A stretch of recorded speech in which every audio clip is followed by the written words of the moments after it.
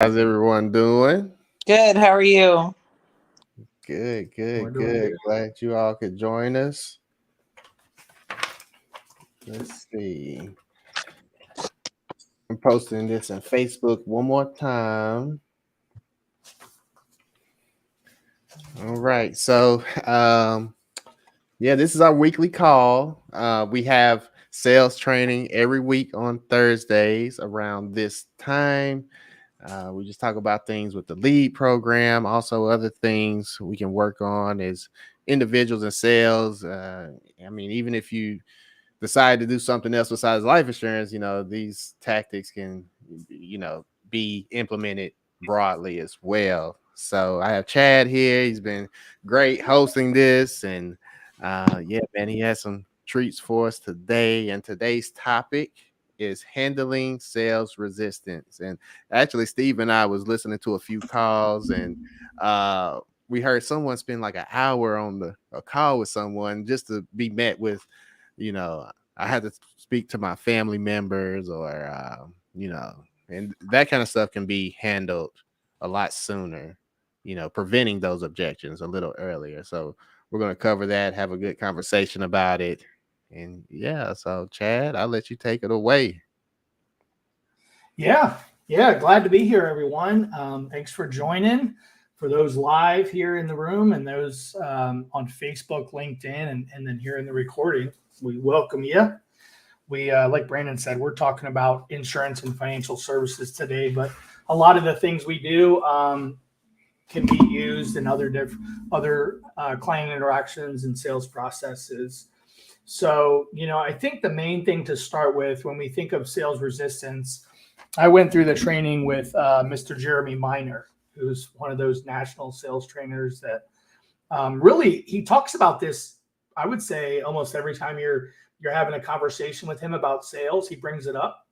You can join his Facebook group on and kind of look at this, but he talks about the natural sales resistance that we all have, which we'll talk about kind of the expected sales resistance, and then the ones that we can overcome that Brandon was talking about. So how can we handle sales resistance before it comes up?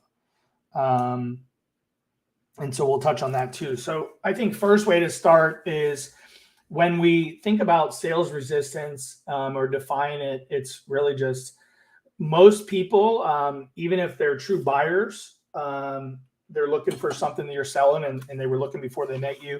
They're going to have natural sales resistance because they don't want to be sold, right? So they don't want to be sold something. They want to buy it. They want to reach out and say, okay, well, this is what I want. This is how much I want to pay or I'm willing to pay. And I want to be in control. That's a big word, right? Be in control of that process. So I always bring up the simple example, which is true when we walk into a retail clothing store and we walk in the door and the AC feels great and we're ready to roll. We came there for a purpose.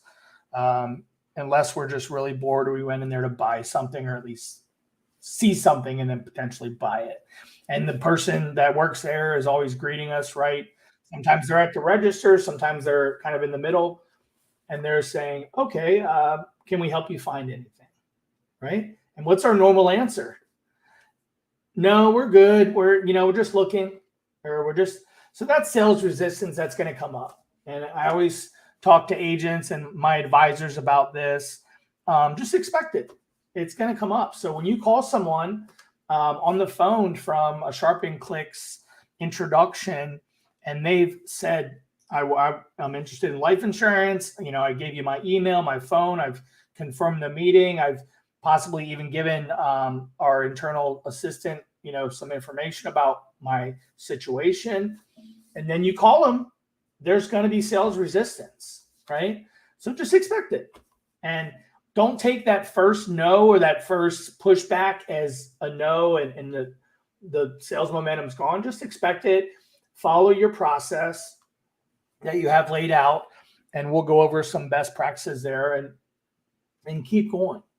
And then as it comes up again, the second or kind of that almost deal ending third time, then we address it. But until then, we expect it. So That's the, I don't know if I can afford this. I don't know if I'm healthy. Um, I'm just looking. That's the initial sales resistance, or the expected one you should be thinking about. Um, you ask them a general but important question like, hey, what has you looking for insurance? And they may tell you, and then they give you an objection right away. That's sales resistance.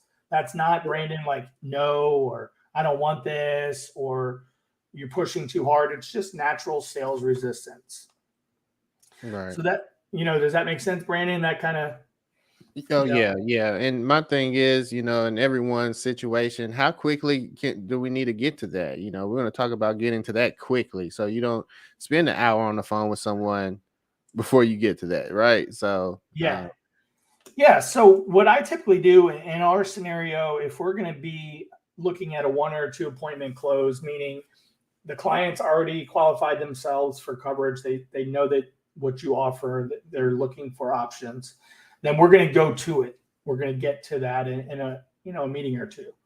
Um, some folks don't work like that. Maybe they do more of a long-term relational sale, but in this case, they want something. We have it. We can connect the two together. We can be a provider or a conduit to get them their insurance, and we're going to do that. So when that comes up, what I typically do is I start that first call, whether it's you or your assistant, we're starting that first call with an open-ended question.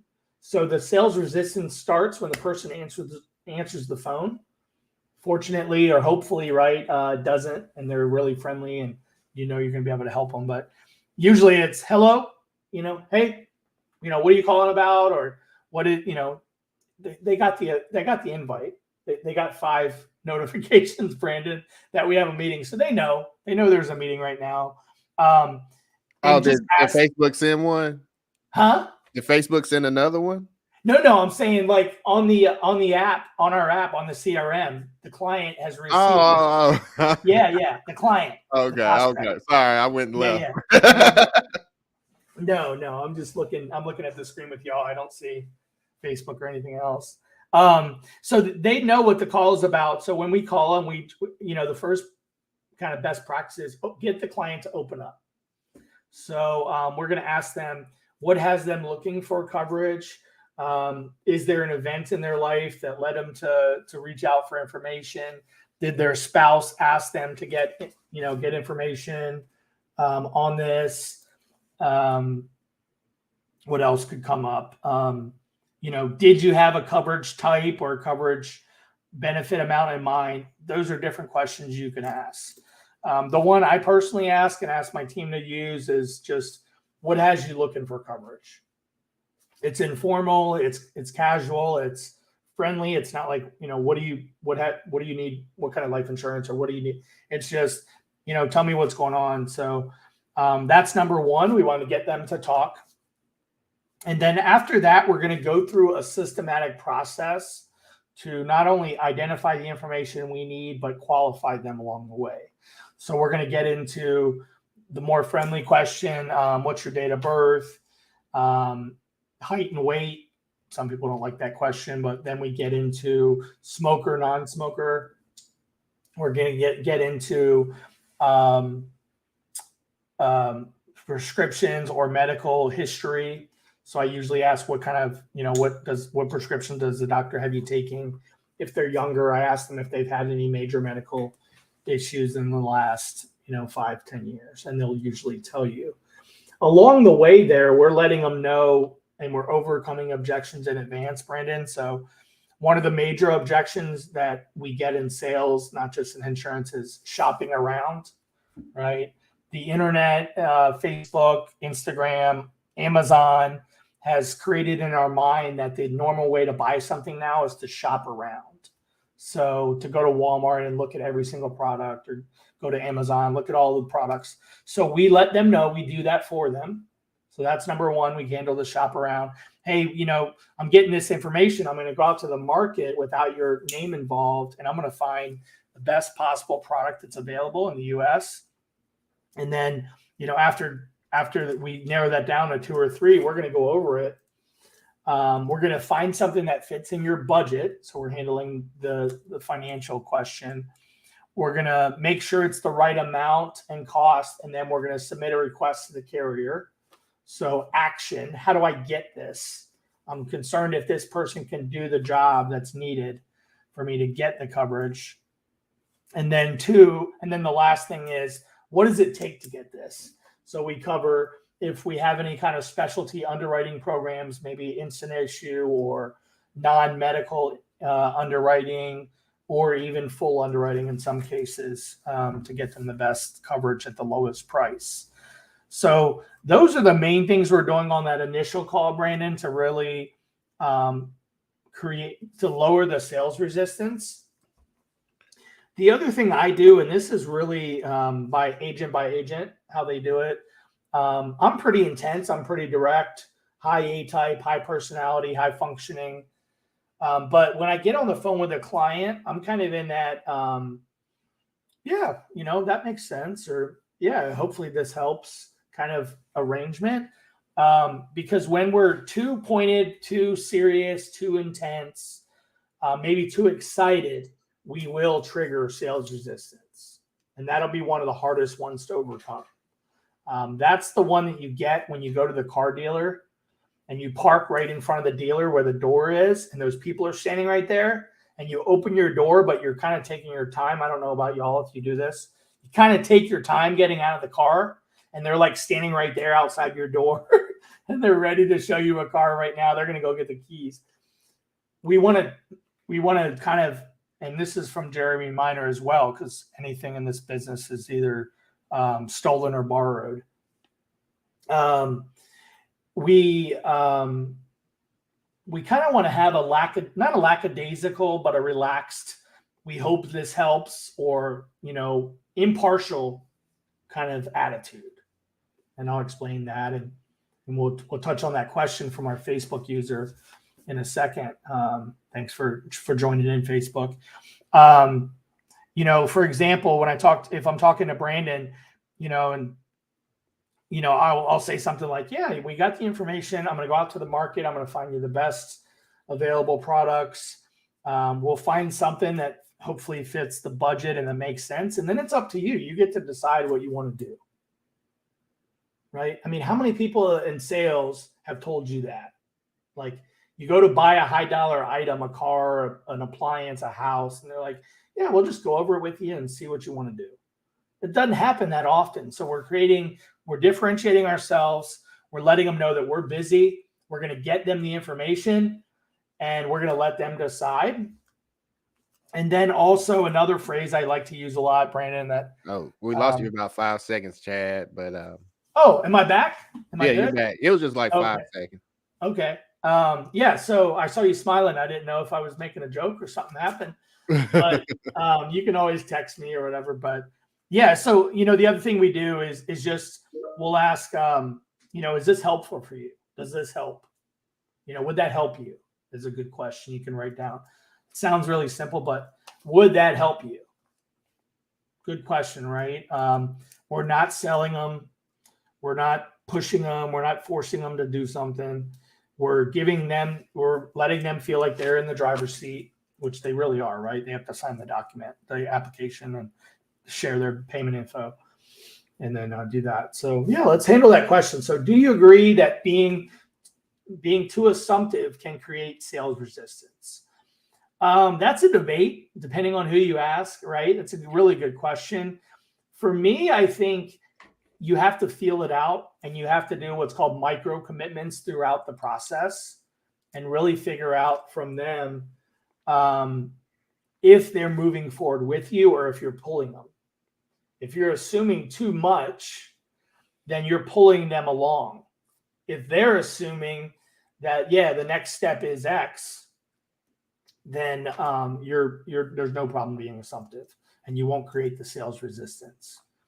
In general, what I'm doing, and we'll talk about the second meeting in a second, is I'm sharing everything. I'm sharing everything that we're going to do before we do it. So I'm not like, okay, tomorrow when we talk, I'm going to lay out what it is. The follow-up question was, let's see what you qualify for. Yeah, I'm assuming that this kind of lead on shopping clicks here that we're talking about with Brandon, they came here for a quote. They came here for coverage information. I'm assuming that, yeah. I think you're correct. The hundreds, maybe thousands of leads I've worked now here. I would say that's 99% true. They're assuming that they're going to get information about life insurance coverage, meaning a quote. Whether or not they qualify is kind of another topic. That's a next step. But yeah, we're going to find out what coverage is available to them based on what they've told us right away. Yeah, that's goal one for them and for you. And if not, that's what Brandon talked about at the top. We have to know that right away, right? Mm-hmm. And I'll give you an example of that in a second. Yeah. Go ahead, Brandon. And I just want to let everyone know, this is probably your first call on here. This is interactive. If you want to jump in at any time, feel free to jump in. We love to hear, is this something you're doing, what you found to work? Maybe you can add on top, or, just, let us know. All right, Chad, you got it. Yeah, no, let us know. I don't want it to be a monologue, guys. Like the way I do it, or our team does it, or Brandon does it, or you do it. There's nothing wrong, right, with any of that. Just whatever works for you, share it in the comments, or you can unmute and jump in or raise your hand. And then when we get to the second meeting, we're really laying out what we're doing, and I'll pull up the script that I use so we can kind of go through it word for word. But yeah, I'm laying it out with the client that, hey, this is what we're going to do today. Like if you're not sure, or if you have resistance, or if you don't want to do this, now is the time to tell me, because we're about to get into it now. I'm going to give you the option, right? I'm not holding you ransom. But now is the time. Now is the time to tell me, because here's what we're about to do. And so I'll do that in the beginning of the call, and I can read this out. I'm licensed by the state. I'm what they call a field underwriter, or whatever sales you're in. Each week I work with 15 to 20 families. Now this script was written to handle all the objections. I'm busy, so each week I work with 15 to 20 families. You're not the only one that I work with. I don't need our conversation to go really well so I can pay my bills, right? I'm a broker, so I'm going to do the shopping. I have access to over 30 carriers. The number on my screen says 60. I don't know how we got access to 60 carriers, but so I do the shopping around for you. So we covered that objection. And then I let them know, because we don't really know yet what the client needs. I don't only do life insurance. I do mortgage protection, final expense, help clients plan for retirement. Some of them want to get out of debt.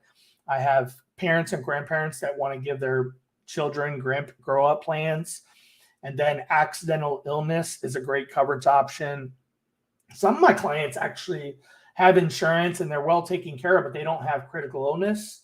If something were to happen to them and they were to have great life insurance coverage, but didn't have cancer coverage, for example. So my job is to find you the best coverage you can qualify for at the best price. Does that sound good? So again, it's a qualifying question. It's an interest question. It's up to you, right? And we got a comment coming in. It seems that if I assume the sale, like many trainers will tell you, I get more resistance. We haven't assumed any sales yet. We're assuming that we want to go to the next part of the process. And if you don't want to, then just tell me. And I'm in training mode right now, Brandon, right? He's heard my calls. Hey, it's my job to find you the best coverage at the best price that you can qualify for. Does that sound good? Does that work for you? Does that help? I mean, honestly, no offense to anyone on the call. If they say no, I don't want to do that, or they have resistance or have an attitude, then I can end the call. Just moving on. Not a big deal.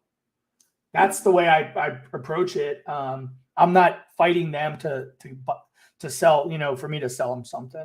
And then I get it right into, here are the 4 things we're going to do on this call. I'm going to verify your health information that we talked about yesterday, or that you talked about yesterday with the team. Some of the carriers that offer the best pricing, they're super picky, right? So the ones that have the best rates, they're going to ask more questions.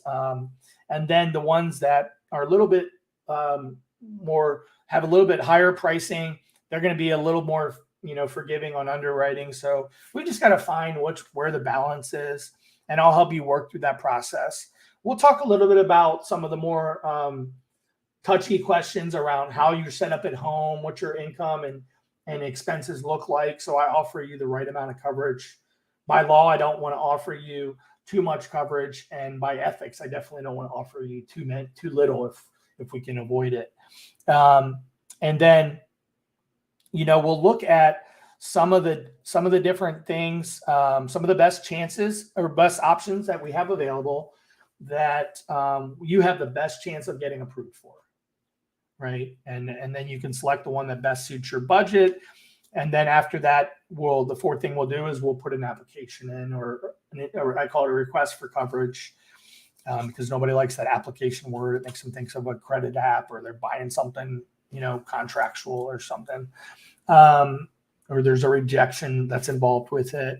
And then I get into the four things of what could happen with a request, right? They could get approved as applied for, better than offer, worse than offer, or decline.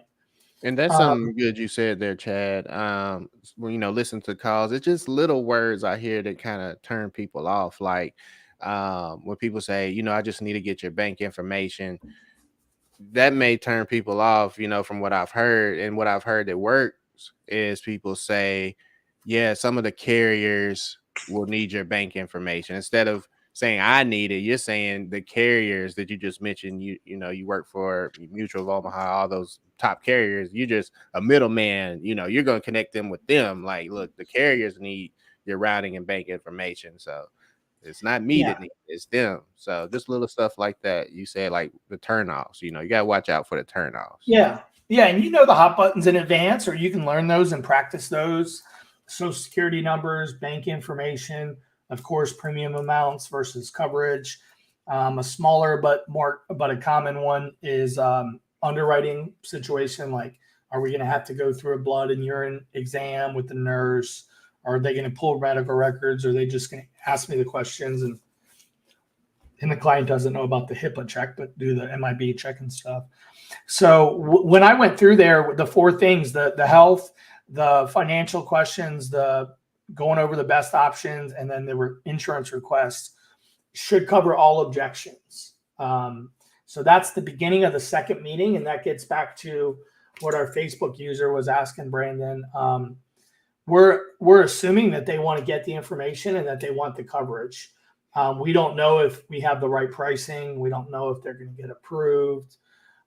We don't know if they're going to be eligible at all until we get through all of this. But we're assuming that in this meeting, which is probably 20, 30 minutes, that we're going to get through all of that. They could tell us no, that's fine. They could tell us they're not ready, or they need to think about it, or talk to their spouse.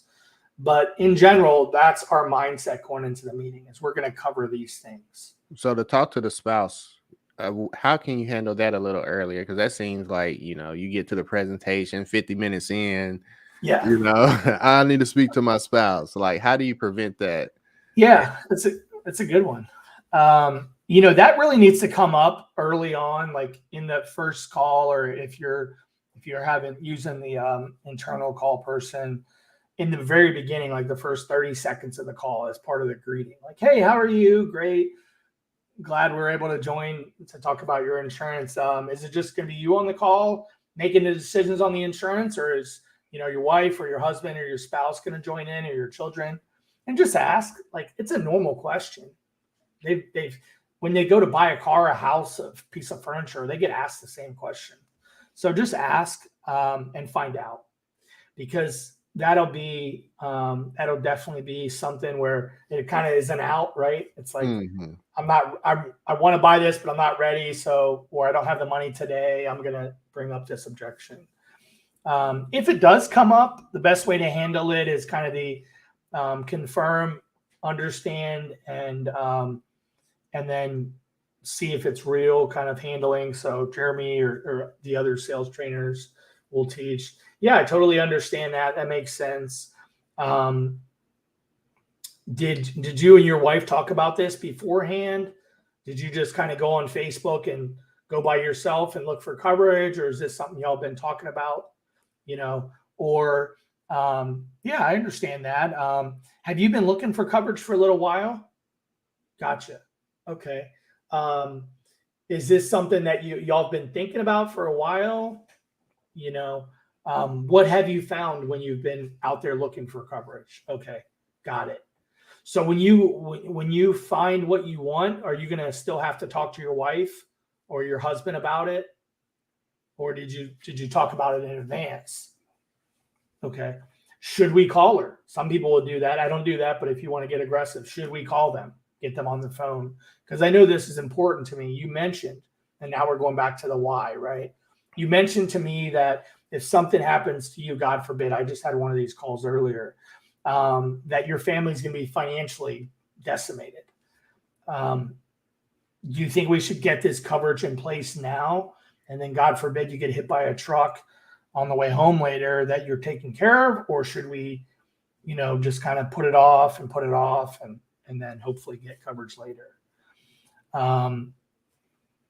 It really should come up before that, because once it Right. gets to that, it's not, Brandon, honestly, it's really hard to overcome that one unless Right. you're going to be, I don't want to say rude, but pretty intense, right? I've Right. heard the one where the objection handling, I might have it here, where it's like, would you go, if your wife asked you to go get steaks and you knew what the value of a steak was, $20 a Mhm. pound, for example, and you get to the store and you find the ideal steak and it's $18 a pound, would you call your wife and ask her if that's the one she wants, or would you make the decision and get it? And most people say, yeah, I would, of course, get the steak. Well, that's what we're doing here, right?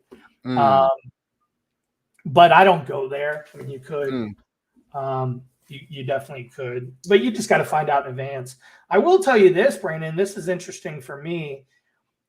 With these leads, or with this market, the social media market, and I don't mean necessarily the senior citizens or the final expense, but just general life. So 25 to 55, 60 years old. Most of those clients are working alone. It's interesting to me. They're buying coverage without talking to their spouse, or at least their spouse is not included on the call with us. And to me, that's different, right? Because if you're selling like mortgage protection or other sales processes, a lot of times it's like, well, you don't never want to have a one-legged call, they call it, a one-legged stool. You always want to have both people on there. But in this case, a lot of these folks are married. They're, by all accounts, happily married. They're making financial decisions together, and for this coverage, they're doing it separately. I'm not sure why that is. Right. I want Right. to ask questions. It's definitely better to have both of them involved, just from a persistency and placement ratio standpoint. But That makes sense. Yeah, and yeah, I picked up on when that does come up and you can't get past that. Basically, just setting a firm date. So you're gonna speak to. When do you plan on speaking to your wife? Okay, this evening. Okay, and however you want to do it. I'm not a Jeremy Minor student. I know Steve. He's a Jeremy Minor student. He put in the chat. He loves the NEPQ, and yeah. So Steve maybe can expound on this a little more, but um, just setting up a firm date with them, you just look in the calendar. That way you can at least get them back on your calendar. You're gonna speak to her by then, okay? And just so you don't have to reach out to me randomly. I can't randomly really take calls. But let's put 15 minutes on the calendar, yeah, after you set a firm date that they're gonna speak to their spouse and things like that. So yeah. The NEPQ method for that you brought up, Brandon, you actually had it pretty well. Was okay. Well, how long do you think that'll take? Right. So we're putting it back on them now. You gave me a reason. It's logical. Okay. Well, how long is that going to take? So let's put a commitment back in play. Let's get that on the calendar, because you're busy and I'm busy and we don't want to play phone chase. Like, that will mhm. never work. And then you won't have coverage. We'll forget about this. And a year later, we'll be talking about it again. So let's put something in place. And then once you have a decision with your wife or your spouse, will you be ready to move forward at that point?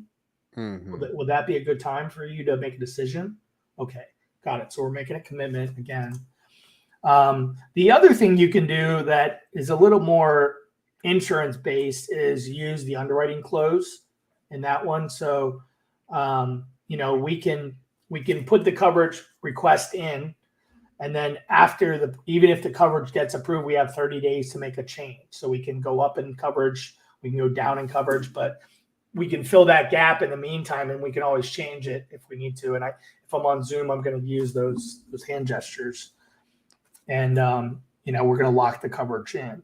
Because what typically happens, y'all can look at the stats offline, is the reason that people don't have insurance, when you talk to a lot of the clients that come through the social media, are not. It's nothing really negative. It's not ignorance. It's not lack of resources. It's not caring about their family or not having the values to leave something behind. It's typically either nobody's asked them or they're procrastinating, and that's it, right? We all have a to-do list. I have one on my phone, Brandon, from Monday. It says top projects, and there's 15 items on it. Some of them are going to take 30 seconds, and they've been delayed for weeks, right? And some are going to take 2 or 3 days of back and forth with someone. It's the same thing with insurance, because we're talking about death. We're talking about a premium payment, and we're talking about, in many cases, coverage that the client feels in their head they're not going to get anything from other than whatever they leave behind, right? So I know we think about living benefits and all that, but in general. Yeah, no one wants to buy life insurance. Yeah, right. Nobody wants to buy life insurance unless they're sick, right? I get those calls about once or twice a month. Like, yeah, I just had a heart attack. I need to get coverage, and I want the highest amount of coverage for the lowest cost. And Yeah. oh, I just had to let you know. Just they'll say it nicely. Like, I just wanted to let you know. In the meantime, I had a heart attack or whatever happened. So let's look at some of the other objections that might come up and how we handle that. How we handle the sales resistance. The life policy one is always funny to me in our world, because they're the ones that reached out for information. But we can definitely review it. A lot of the clients I work with are, big fans of life insurance, and they have a policy. They had one when we met. So we can definitely look at the coverage and see if it's what you're looking for, now that we're a year or two later after you got it, or see if anything's changed. This is one we get a lot. I'm at work. So probably a real objection or sales resistance, right? I'm at work. Like, you want to talk about something private, and I'm at work, and I'm in a room, or I'm next to a room of people. So that's, I think that comes up more when you're doing the initial call, meaning they don't know you're calling. But definitely set that time up when they're available to talk. If you play it right, you can get, I had one earlier, you can get people when they're on their break, when they're on lunch, and if you're dealing with different states, they're not all at the same time, right? Talked to a guy in California earlier, and it was his early morning break, and it was 1:00 my time. So definitely address that. I don't have time for this. That's really getting back to what we're just saying, like putting it back on them. Okay, well, you reached out for information on this. You used the process to get here. When would you like to allocate some time? And then just try to reschedule. I can't afford this. I get that one. We all get that one a lot. Afford what? And that's kind of the conversation around, we're going to shop the market and look for the best possible options that are available for you, and find the one that fits in your budget. And if we can't find that, then no problem. You have the information, and we can, you'll have a friend. Again, I'm going to get you the information and that you asked for, and kind of move on from there. I don't want to answer any health questions. This is one that comes up, Brandon, and it's not your fault or the marketing company's fault. But for some reason, when they read no medical exam, Mm-hmm. they believe it's no health questions. And so I don't know. It doesn't come up that often, maybe 1 out of 10, 1 out of 15. maybe 1 out of 20. And the answer to that is you just have to address it directly with truth, which is, I'm not sure what you read. I don't make the ads, but to get the best possible coverage, you don't have to do a medical exam, but there will be some health questions. And if you do not want questions, we have 2 options. And you go into what you have. For us, it's AIG, guaranteed whole life, or Mutual of Omaha, guaranteed accidental death, which they're both age-based, so you have to be in the right age. But there's that. I've had that where I don't know about y'all on the phone, use the chat, but where the client actually does want to buy that coverage. They want to buy the most amount of coverage they can buy. They're not concerned about the premium, and they do not want to do health questions. Sometimes, and don't jade the client, they don't know what's right or wrong, right? Sometimes they don't care if it costs more or costs less or any of that. They just want the most amount of coverage they can get without having to ask health questions, and they're healthy. We'll let them do it. I mean, what are we going to do? Stop them? So I get that, a couple times a month where they just want the coverage. Like, they don't want health questions. They just want to put in their address, social, date of birth, beneficiary, sign the document, pay for it, and move on. And they'll have like a group of policies like that. What else? I can't afford this. Can you mail me something? This one's a hard one. So you go through the process. A lot of times it's because either there's a trust problem, or you've confused the client, or maybe not you, the products have confused the client. When we do like an IUL or an annuity, or we go over 2 or 3 options with the client, Brandon, and then they're like, well, how about this? And they switch it. So now we're up to like 5 or 6 options, right? It's like scrambled eggs, and I don't blame them, right? We're asking them to put $100 a month into something, and they can't remember which one's better. They didn't take good notes, right? So, I think the best way to handle that is what would you like me to mail you or email you? Like, what is it you want to see? What do you want to go over? Because a lot of times when I send these to my clients, as intelligent as they are, it looks like Chinese. And since we don't know Chinese, it's hard to read it. But I can send it to you, and then let's, like you said earlier, Brandon, let's set a time to review it. Right? And then also, what are you looking to get from what I email you? So are you looking to just, and they'll tell you. I have a client now it's a large case. I think it's around $1,500 or so a month, and they wanted to research the company. It was Allianz, and they're like, they must not be a soccer fan or a Red Bull fan. They didn't know who Allianz was, and they thought it was like some small company, which it's massive outside of the U.S. But policy review, that one's kind of self-explanatory. We're going to have that conversation about reviewing their policies, as just like getting a physical and getting your car looked at once a year. It's good to do the same thing with your insurance and financial vehicles. Things change. Coverage has changed. Pricing goes down, which it has. Pricing has gone down. So that's the 30-day free look is for final expense. I talked about that earlier. If the client's not sure, they say, I need to think about it. I need to talk to my family member. I don't make snap decisions. I'm not doing anything today. We've heard that one, right, Brandon? Mm-hmm. Like, I just want to get some information at the beginning of the call, like as you're like saying hello and how are you? Yeah, I just want to get some information. I'm not going to buy anything. Yeah, I mean, that's fine with me. Yeah, my job is to get you the information for the coverage that best fits you, and then you get to decide. You get to decide. So here's what this particular objection handling worksheet says about the I need to think about it. I completely understand. All of our clients feel that exact same way. What this company allows us to do is to get on the phone with the insurance company. You can get medically approved for the coverage, and then we can get a policy out to you for you to review with your family. And then we'll call you in around 10 days to go over that.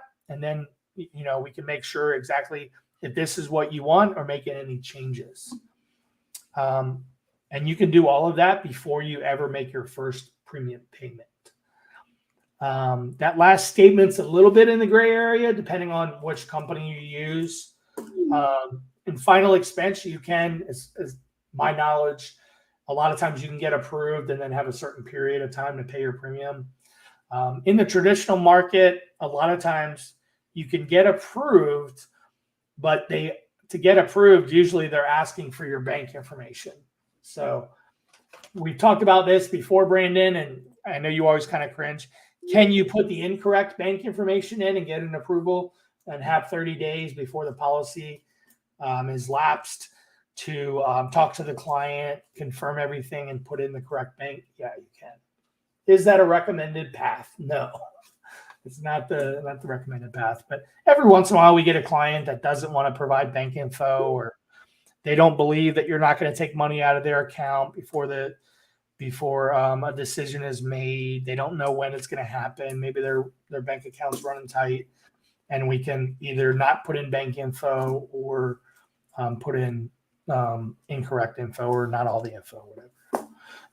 Some carriers will allow you to do direct bill, American Amicable, National Life Group, Mutual of Omaha has a way of doing it, Foresters, but in general, you want to try to get a commitment from them, because rather than assuming, like we were getting questions on earlier, Brandon, that's that time of the sales process where the client really needs to make a decision if they're going to want to do this long term. It's a one-way contract, and I always explain that to a client. You can cancel this coverage at any time, and we're not talking about overfunded IULs or whole lives, right? Just regular term or basic ULs. You can cancel this policy at any time. You're not going to have a penalty for doing that. The carrier, luckily for you, can't cancel as long as you pay your premium. So it's a lifetime contract if you want to keep it. If you don't want to keep it, cancel at any time. So it's not like this is some lifetime commitment that you have if you sign up today. And that alleviates a lot of stress. And then the other objection that comes from that, the real objection can be about money. When is the money going to come out? When is my first premium due? When do I pay my insurance coverage? Is this insurance company I've never worked with going to take money out of my account when I have $20 left? Are they going to shock me? Address it directly and come up with a plan, like you said, and put it on the insurance company. Hey, I'm gonna set this up for this date. My assistant's gonna go in there 3 days in advance, and they're gonna reach out to you and say hello and let you know the policy's moving forward, and then it's gonna go through on this date, next Friday or 2 weeks from now. So awesome. yeah. Steve, is your mic working? Okay, I think he's just he was trying to say something, but he probably has to allow access to his computer. But yeah. Thoughts on that, guys? Questions? It's a lot. I know Steve was trying to talk, but I don't know. Yeah, when I first opened up this application, I had to allow access to my mic. Here we go. Is that working better? Oh, yes. yeah. You're live. Okay, perfect. You're live worldwide, Steve. So, Chad, that was definitely Chad and Brandon. Some great information you were sharing there. I've taken German minors coursework as well. And NEPQ, absolutely love it. I think everyone should at least do the free stuff there. It's just definitely some great training. When it came to that last portion about the like putting in the fake information for somebody that really wasn't ready to move forward, and all of this is kind of personal opinion, but I'm probably more apt not to do that.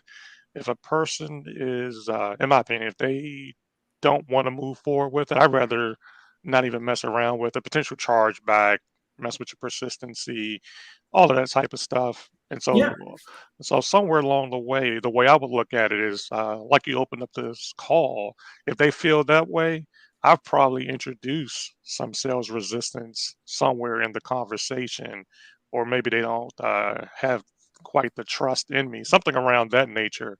But I would try to dig around a little, even if it meant spending a few more minutes there, try to figure out what is their hesitancy to actually want to move forward with the real information. And if I can't figure it out, just let them go. It's a million other people to Yeah, speak with. I agree. Yeah, that's definitely not something I would recommend doing where you do direct bill or, put in the incorrect info. Sometimes they give you the incorrect info, but yeah, because it's causing problems. But yeah, there's some agents that just want to keep moving. Yeah, and they're looking at in general a lower placement ratio, a higher chargeback rate. Um, you know what I mean? I'm with you. I feel like the beauty of working with a system like Brandon's and Sharpen Clicks is that we have a lot of people that want to talk to us, that want our help, right? So without ego, they want help. So we don't have to like rush or push or charge to try to get every client signed on by using really good objection handling or overcoming objections or forcing them or assuming too much. We want the client to really lead the way. So I'm with you. It's really more about questions, isn't it? Is that what you're Yeah. getting at, Steve? Like Mhm. I always say get to the third question, but at least get to the second question. Yeah. Okay, well, I need to think about it. Okay, well, what are you thinking about? Is it a lot of time? And people will say, well, a lot of times it's either my personality or it's the price, right? And then that's the first question. And then, okay, well, you know, let me ask you this. And then now we're getting to, the emotional part, right? And then the next question after that is the hard one, right? Where you get goosebumps and the client kind of thinks about it a second. That's where we want to get. And that's where the real answer lies Yeah, right there. right. Yeah, that's definitely what And it that's is. essentially how you build trust, right? Like getting to that, asking those questions. That's how you establish trust, and that's very important. Yeah, yeah, and for those on the call that aren't sure what I'm talking about, I'll go through one. Hey Chad, I love your house. What led you to buy it? Well, I mean, it was on the lake. I love being on the lake, and the price was right. Oh, got it. Well, what had you pick in this area? Well, I went to high school down the road, and I wanted to be on this lake, and I've been looking for 2 years. Oh, got it. Is it just for you, or did you buy it for someone else? Well, I bought it for my son. My son was tired of me moving because of the sales process that I'm in, and he wanted to have a stable home. So I said, I'm going to buy this house so that you can be with your friends up until you graduate high school. That's the answer, not it was nice. It was in a nice area, right? And that's what we're looking for, right, Steve? Like, Yeah. that's what we're looking for. Oh, you need life insurance coverage. Your wife told you to buy it. Okay, great. So what? Why do you think that was important to her to ask you to go get coverage? Oh, gotcha. Yeah, if something happens to you, then the bills would be all on her and the kids. Gotcha. So if that were to happen, we don't want it to. But if it were to, um, would your wife and kids have to move? Gotcha. Oh man. So what would that look like? Would they have to like move in with your parents, with her parents, or would they sell the house? Gotcha. Do you think that the girls would have to go to a different school? Okay. So you think that might be why your wife asked you to look at coverage? Oh, gotcha. So now we're at the third level, right? And that's the NEPQ and other sales trainers too, Steve. But yeah, Yeah. that's a lot better than, hey, like let's see if you get approved. Let's Yeah, see if you Chad. get approved today, and then we can add the bank info later. Yeah, Chad, that one that you just went over as far as how would that look, with your family if you were to pass away and, what happened to the home and, just start, it's kind of like telling a story without telling a story and making them think about it. That's actually in my opinion, that is a great way to handle when they say they need to speak with their spouse or speak with their kids. It's a great way, believe it or not, to overcome that objection. Because after you start interjecting that and making them think about it. Quite honestly, I know if it was me, Steve, if you pass away and, for your wife and the dog and the kids, I know you want to think about getting this, whatever it is, $100,000, 10-year term policy. You want to think about that. But while you're thinking about that, if life gets in the way, like it's already gotten in the way for 50 plus years, something happens to you now. What's going to happen to your wife and kids and the dog regarding that mortgage payment? So you make you think about it just a little bit, and then come Yeah. right back with kind of locking it down. If you did talk to your wife, or if you did talk to whatever they use, talk to your son, your daughter, what do you think they would actually say? What do you think? So you're asking them, you're putting it right back on them. What do you think they would say? And now they're quote unquote talking in third person, but they're really about to tell you how they feel. Yeah. My wife probably would say it's we need the coverage, but it's too expensive. And so what they at that point, what really just happened is now price became the objection, and you can say, I can, so Chad, I can see how you may feel that way. The great thing about that is that option that we just went over, that's regarding everything that we share today. But the great thing about working with ABC carrier is that we have many options. Maybe the best route is to take that $100,000 and let's put it at a $50,000 mark, something that's a little bit more affordable. Get that thing in place, and we can always increase it later on. Does that option kind of make a little more sense for you? Yeah, I think she probably would agree with. Next thing you know, you're still closing it out. Yeah. Yeah, so it's, I if that love makes sense. Yeah. That's really good. Brandon, we got to get Steve on here for another call. Hey, tell me Good. about it. Tell me Smooth. about It reminds me of my wife, my new wife. I just got married for the first time, and she's Congrats. thank you. Thank you. It's a blessing. She's really chill. She's really relaxed. But when she asks you to do something, it's not, hey, can you go do it? She's, I think it would be good if you were to go do that. And I'm just like, you just made me do whatever you wanted to without asking me to do it. You know what I'm saying? She's like, I think it'd be a great idea to wash the car this weekend. I'm thinking like, what? I don't want to wash the car, but I'm going to do it. You just did that with the client in the sense of, yeah, this makes sense. Here's what I would recommend that's better than what you were thinking. And here's why, and let's move forward, and that's good. That's good. I like that. And I just feel like, everyone on this call, I know we're approaching the hour. Yeah. You have to have these skills in order to be successful because, people talk about, no-show rates and things like that. But if you only talk to 2 people and you have those skills to close them, you did pretty, good that week, 2 or 3 or 4 people, so without these skills, you could goof up a potential sale, So knowing these things, knowing the trigger words that you need to stay away from, and knowing how to ask 1, 2, or 3 questions to build trust and overcome objections before they even come your way. I mean, this is so important. Like, Steve and Chad, talking about all this money they're investing in like these big courses and stuff for sales alone. And they wonder why like Chad, is doing well what he's doing, and Steve, like it's because they invested in those skills that you have to have. You have The to growth. Yeah. Oh, Yeah. This is stuff that's not going to come natural. You have to learn it. Yeah. And you have to relearn it and kind of polish it up.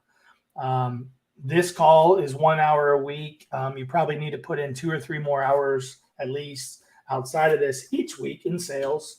Could be an Audible, could be another training class, a book, whatever. But yeah, definitely good point, Brandon, because we got to stay polished. I was doing something with my business, making a transition, and I was getting away from it for about a month of talking to clients. And I had a couple of calls earlier, and I was like, oh, I better pull the script out and learn it again because I don't remember everything on there. And then I talked to a client and I got some objections, and I'm like, oh, okay, here we go. I need to polish this up because I done forgot. Use it or lose it, man. Yeah, exactly.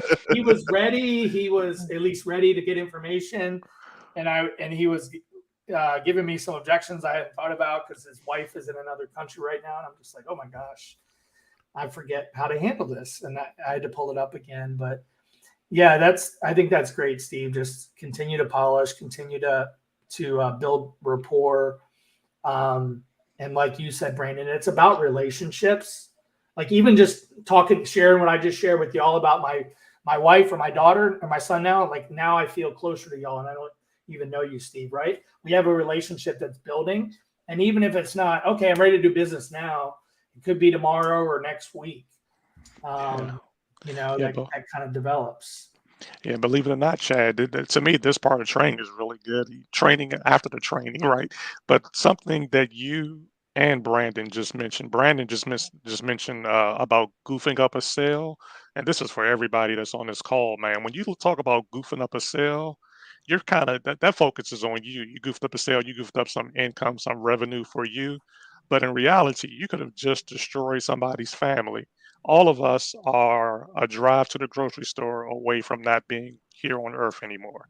So when you goof up that sale and they didn't put that policy in place, this is not you're not selling and I'm not knocking any companies, but you're not selling soap or something or energy drinks or anything like that here.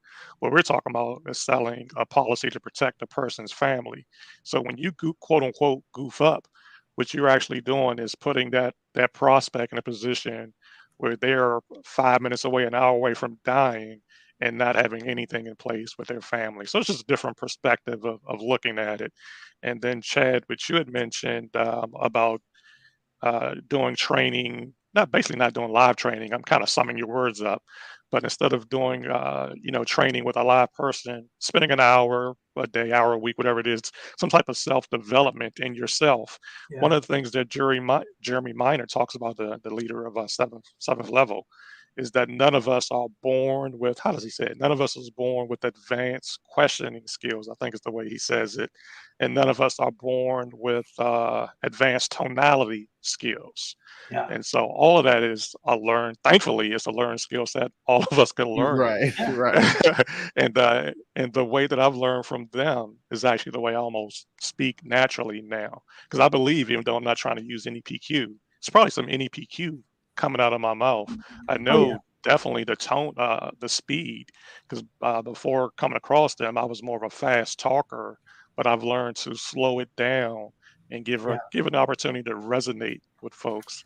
So in short, I just want to say, man, great job for both you guys. Thank you for inviting me, and you guys Yeah. actually doing training without even doing training. Yeah. Yeah. That's Thank what you we're here for for. interacting. Thank you for getting involved in the call, man. It just makes everyone better, makes us better, and so yeah, love it. I love it. Yeah. So we'll look forward to next week, guys. We'll be here again at 2 o'clock Eastern on Thursday, which is the 10th, it looks like. So stay tuned and thank you everybody for watching. Thanks, Chad. Thanks, Steve. Thanks, everyone watching. Thanks, Shanice, for hanging in there, and Dev, he was here hanging in there. So, yeah, appreciate everyone. All right, see you.